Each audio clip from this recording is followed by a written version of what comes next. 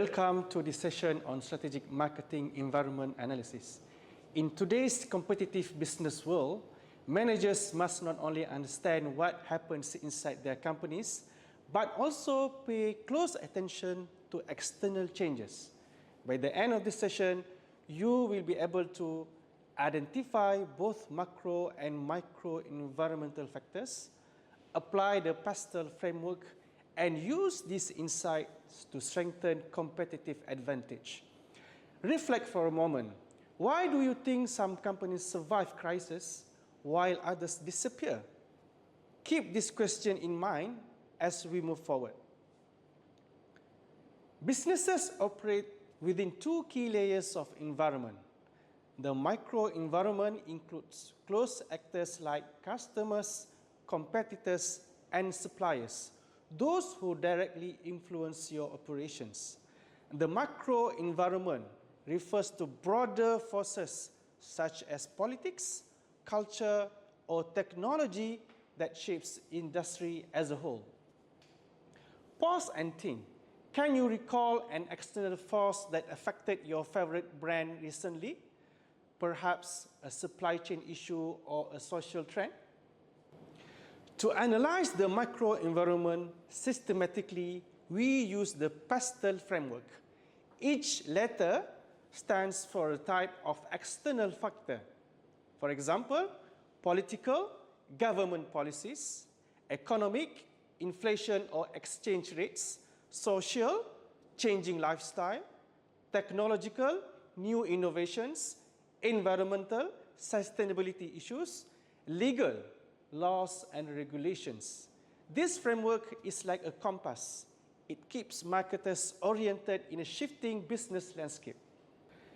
Political decisions can create major opportunities or threats. The US-China trade war increased production costs for many firms. The EU's digital tax forced tech companies to adjust strategies. Meanwhile, Dubai's business incentives attracted many startups. Pause and reflect. How might political changes in Malaysia, such as SME policies, affect local entrepreneurs? Marketers must read economic signals like doctors read vital signs. In high inflation countries such as Argentina, consumer buying power weakens.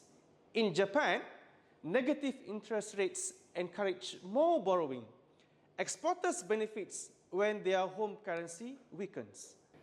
If you are selling luxury handbags in Turkey during 85% inflation, how would that affect your pricing strategy?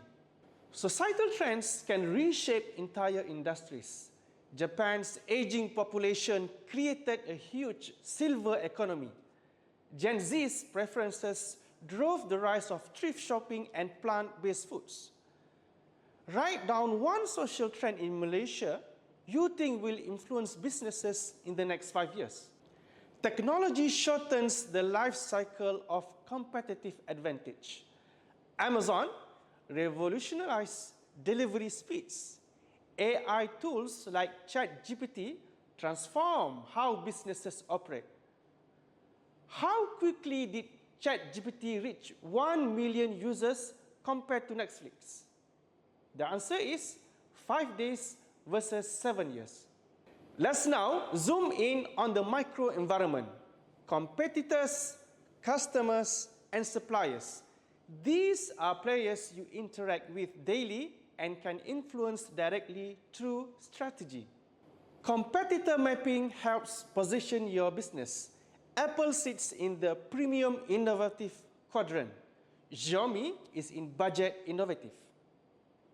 Sketch a simple 2x2 map for your favorite industry. Where would you place local versus global brands?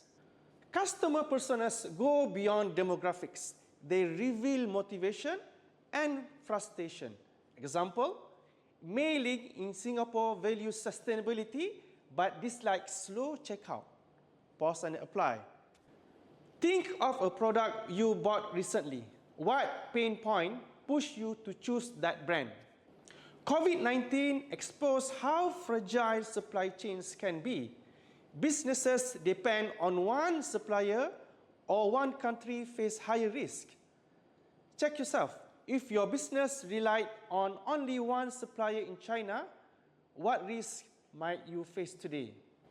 We now combine insights into a SWOT analysis. Some factors may be both threats and opportunities, like climate regulations. SWOT stands for strengths, internal advantages your business already has, weaknesses, internal limitations that hold you back, opportunities, external trends you can leverage, threats, external challenges that may harm your business. Strengths or internal positive, these are things you do well, your competitive edge. Example, strong brand reputation like Apple, cost efficiency like Walmart, skilled workforce or proprietary technology. Weaknesses, internal and negative. These are internal factors that limit performance. Examples, limited financial resources, outdated technology, and poor customer service. Opportunities, external and positive.